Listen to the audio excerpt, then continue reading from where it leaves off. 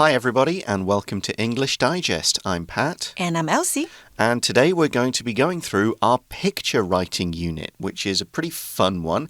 It's one of these picture writing units where there are 3 pictures and then a 4th mystery picture, which you, the writers, fill in the details. And this month we're looking at some language difficulties. Have we got any fun stories about experiencing language problems while traveling? I bet you have a lot, right? Fewer than you might think, because I've often traveled to countries where the English proficiency is quite high. Oh, yes. Mm-hmm. In Taiwan, you can usually get by, especially in Taipei. I never had any problems really with that. The only time I remember thinking, okay, now I'm really kind of making things up is the first time I'd only been here for 3 months, so I couldn't speak much. And I was off to the East Coast, Hualien and further south, where there's not quite as many, it's not like Taipei. Right. Another more recent one was going to Quebec, which is the French-speaking part of Canada. So their first language is French, right? It depends which kind. There's a bit half and half, but a lot of them are French speakers first. Their English is a little bit spotty, especially if they're not like from Montreal or anything.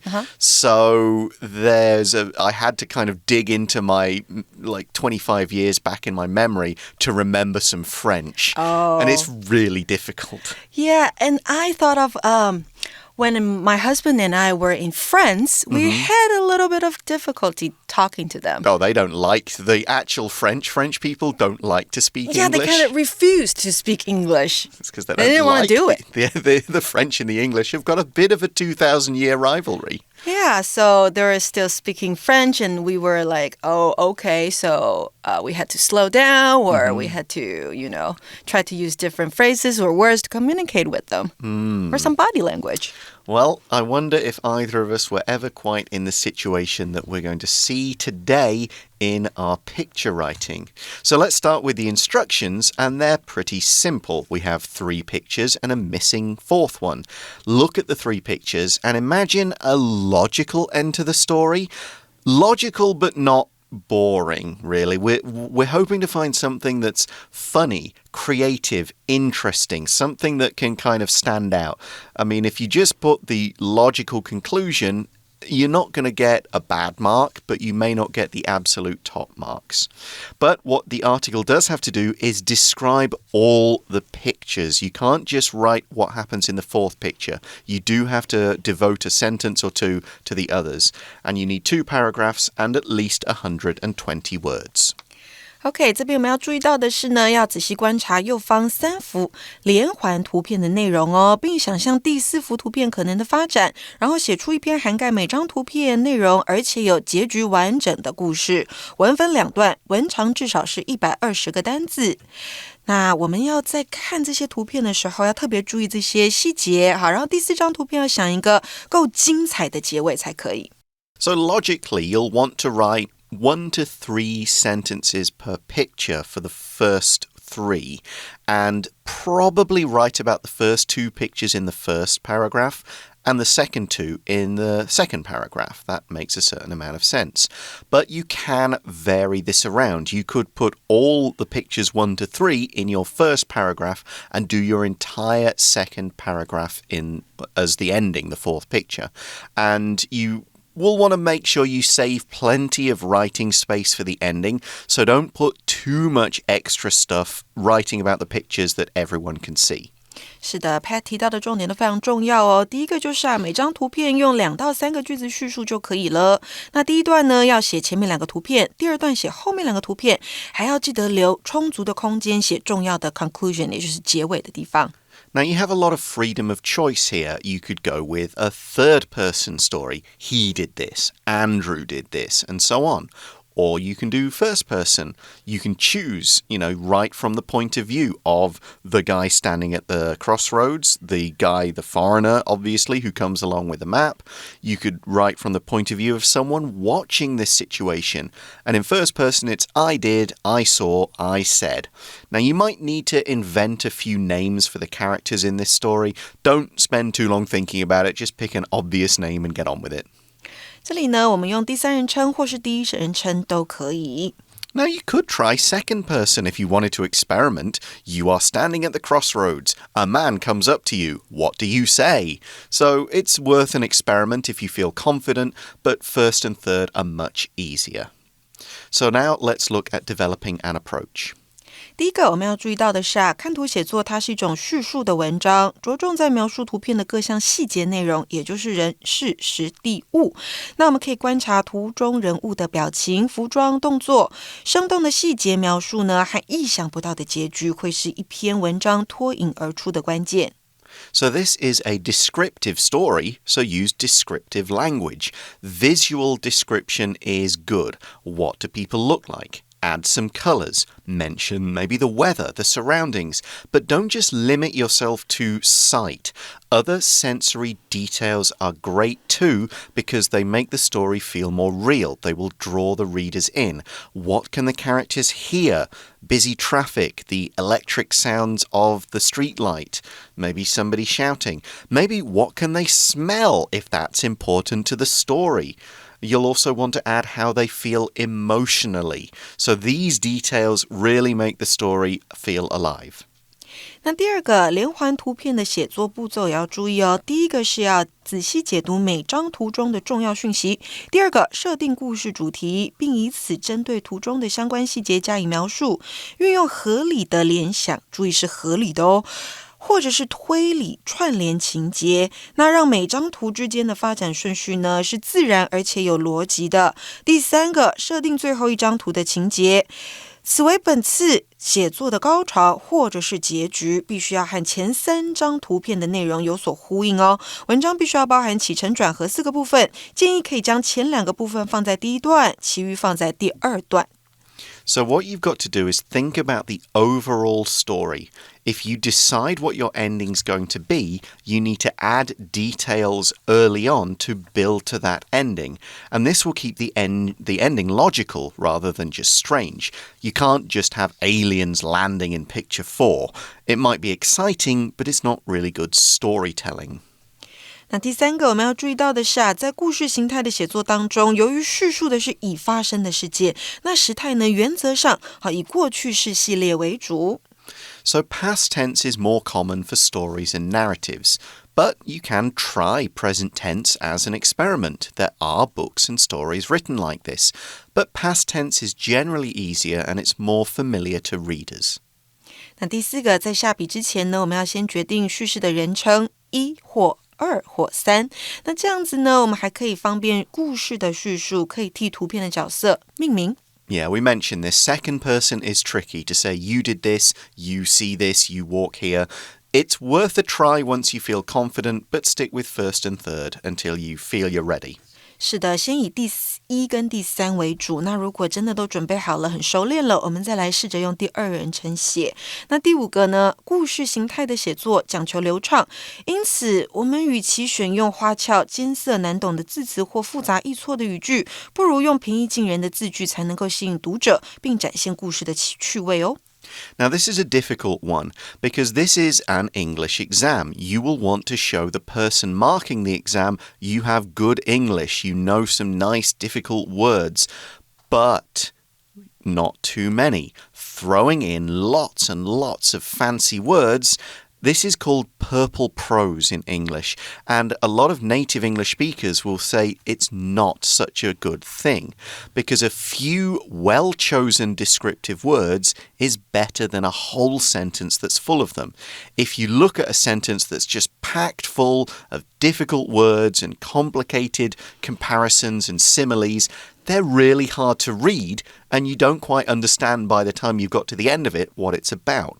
Just pick a few really good words, not try to shove in as many as you know.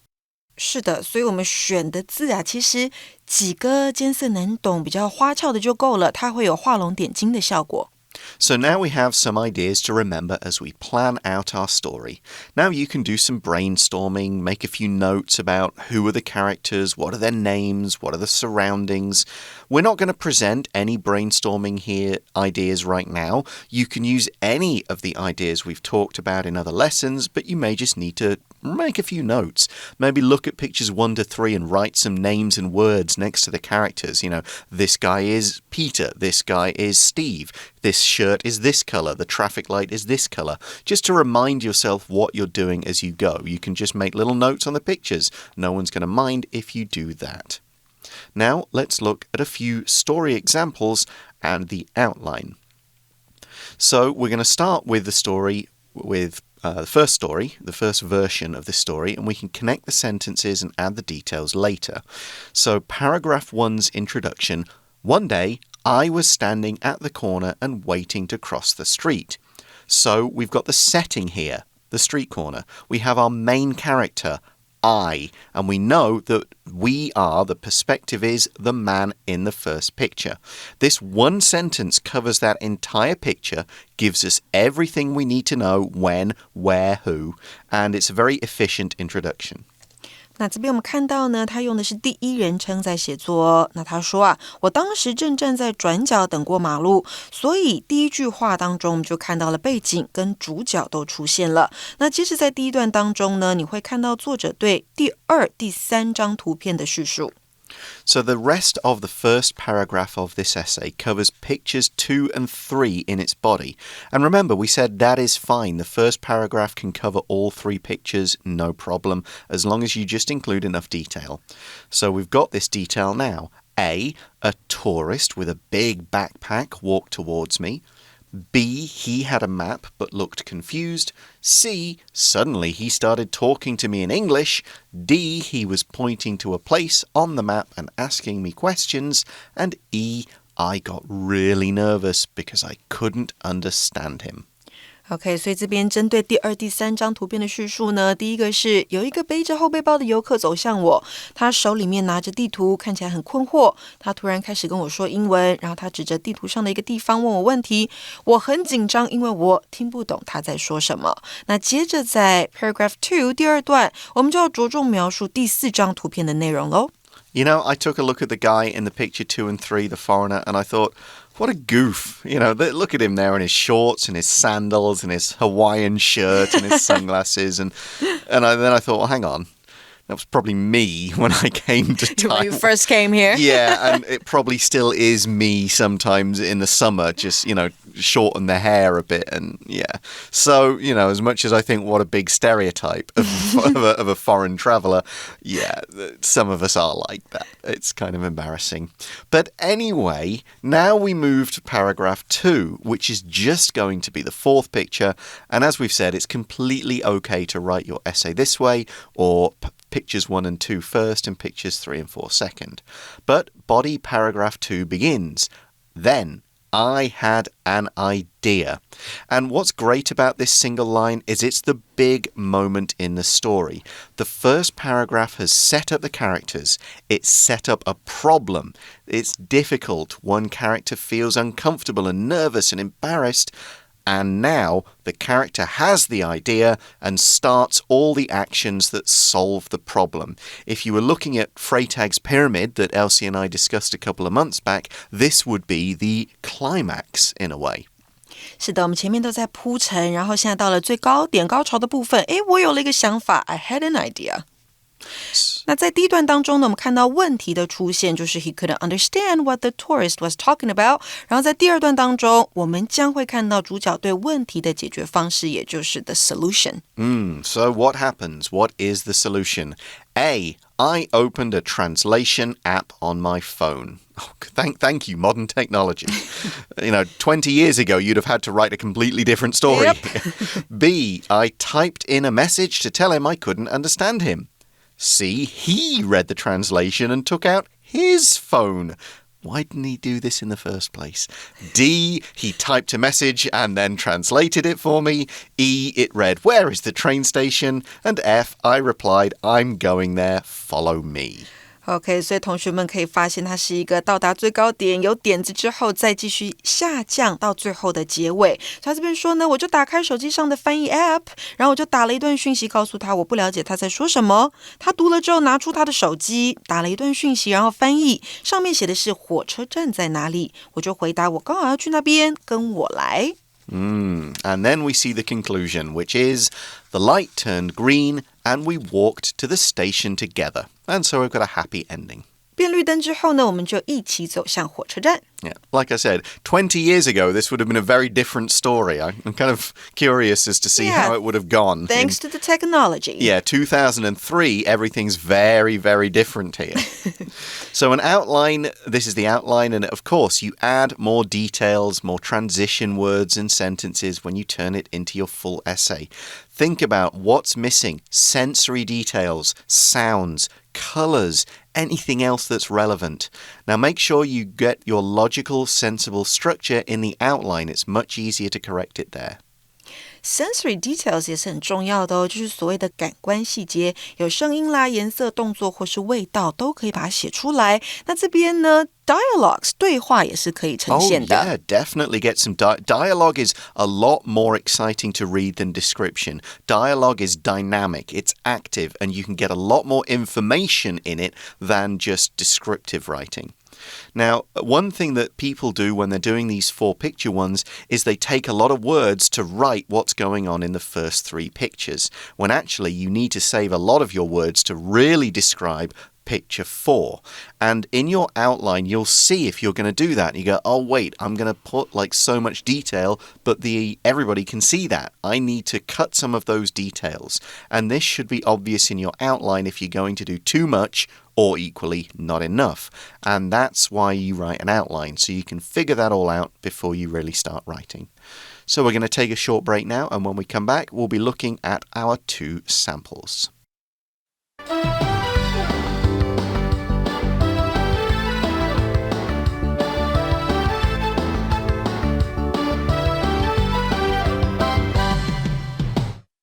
So let's start with our basic sample, and we'll do some explanation as well. And of course, this is the one we've already done the outline for.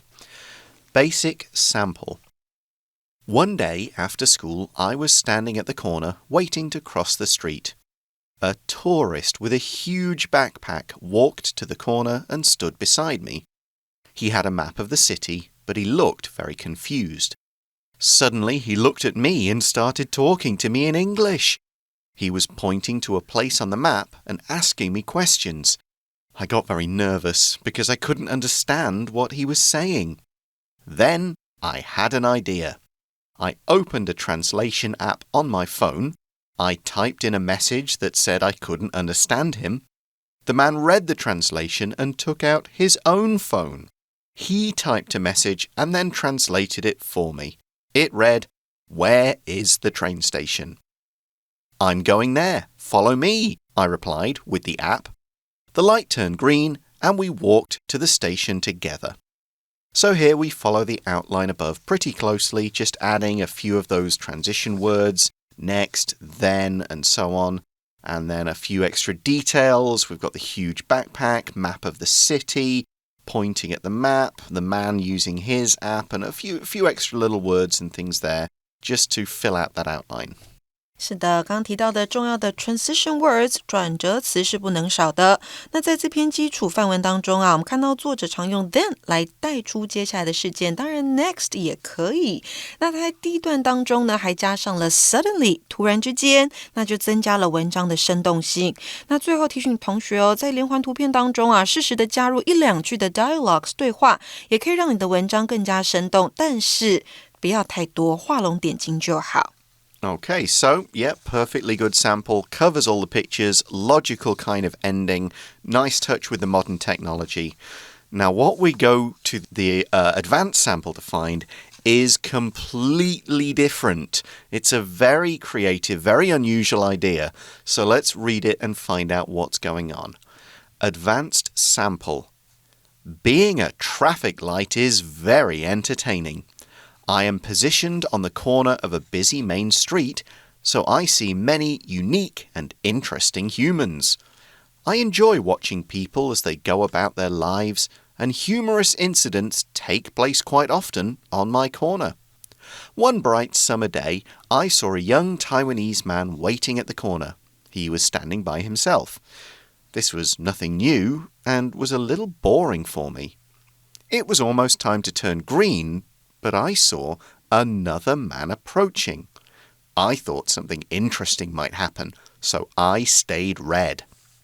The other man was a foreigner with a backpack so big it looked like it would crush him. He was looking at his map in confusion. Then he approached the Taiwanese man and started asking him for directions. He had a very strong British accent. I could tell that the Taiwanese man didn't understand him at all. The Taiwanese man began looking very nervous and uncomfortable. He was sweating a lot and his face was bright red with embarrassment. I couldn't put it off any longer, so I turned green. I was amazed to see the Taiwanese man run across the street away from the foreigner.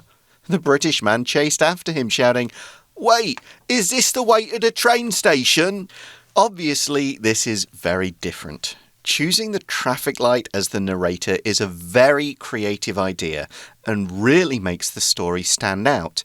Let's look at a few other ways in which this sample is quite different from the previous one. 没错，所以呢，本次图片中有2位主要人物哦。那在决定叙事者的时候啊，多数人都会选择等红灯的男子，就像是我们基础范文当中看到的，或者是手持地图的观光客。不过这一篇 Advanced Sample 出奇制胜，以拟人的手法赋予无生命的红绿灯活泼鲜明的个性。这样的安排呢，不仅使文章更风趣，也更容易吸引读者的目光哦。所以它是第一人称叙述没有错，不过这个 I 是一个 traffic light。红绿灯，好，然后呢，它里面还用到了很多很精彩的叙事手法，像是呢 ，a foreigner with a backpack so big that it looked like it would crush him。好，这是一个夸饰的手法，让这个文章更加的精彩。还有呢，也很多的 details 出现了很多的细节，像是这个人啊，他有 very strong British accent。好，这是一个很小的细节，可是呢，也让文章更生动。还有像是这个路人 ，he was sweating a lot， 汗流的很多，还有他的脸怎么了呢？ His face was bright red with embarrassment. Yeah, there's a few things we can pick out of there. Of course, choosing the narrative perspective or point of view, sometimes POV, this is an absolutely key thing to do whenever you set out to write a story. Whose point of view do you want to show? What will describe the action in the best way? Who is this story about? Who is telling it? And how are they going to tell it? So we get the traffic light straight away. It's great that we use the first sentence to say that the narrator is a traffic light. Putting that in the introduction, in the first sentence, make sure we're not confusing the readers. They know it's a traffic light. A few extra things, they're saying, I see interesting humans. That distances the narrator from people and makes it clear I'm not a human, because humans don't call each other humans. What's also interesting is that the traffic light is active. It's not passive. It's not just sitting there watching what's going on. It's taking part. In fact, by choosing to stay red, then it's creating the story. If it had changed earlier like it should have, there may not have been a story. So having an active participant who actually does things is more interesting. So when the writer chose to make it the traffic light, the writer was smart by saying the traffic light is going to do stuff. And that makes it more interesting to read than if the traffic light is not doing stuff.